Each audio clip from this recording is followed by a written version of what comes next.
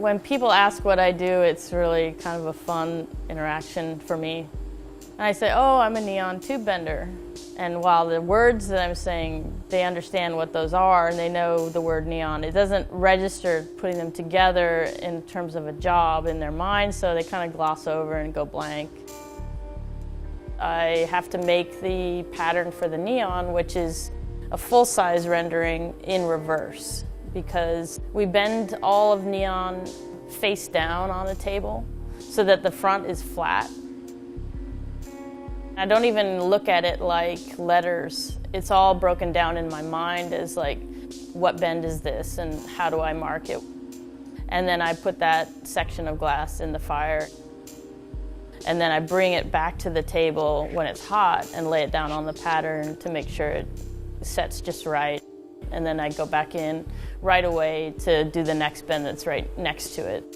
Right as you bend the glass, the outer wall wants to collapse because it's molten. You give a quick puff of air through your blow hose at that moment and it brings the diameter of the glass back to what it was. When you're bending the glass, it's kind of really like by feel. When it's ready, there's not a lot of visual cues. The tactile nature of neon is pretty important. Not only are you handling the smooth, hard glass that turns into a wet noodle when you heat it, but you have wood blocks that you use to cool off the glass so we can continue working pretty rapidly. We use soft graphite pencils to mark the glass. We use really hard metal files to cut it. You're charring the table and the paper. Every tool that we use is a different touch, and then also the smells. I have the memories of the smelling of a burning pencil from 30 years ago when I was learning. I smell that smell and it's like, ah, yeah, I remember that. When I was in college, I needed a part-time job, and there was a retail neon store that had like palm trees and flamingos and things like that. So basically I babysat the store. And after 2 years of doing that, my boss said, hey, why don't you learn the processing part? And then she said, why don't you go ahead and do an apprenticeship with the tube bender? I was in school full time. I was working 30 plus hours a week, and our glass blower tube bender only worked in the evenings. So I was not really that excited about doing an apprenticeship.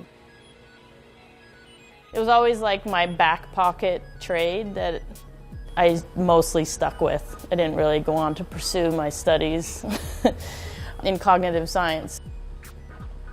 There's a very strong element of science behind the process. Neon gases are inert.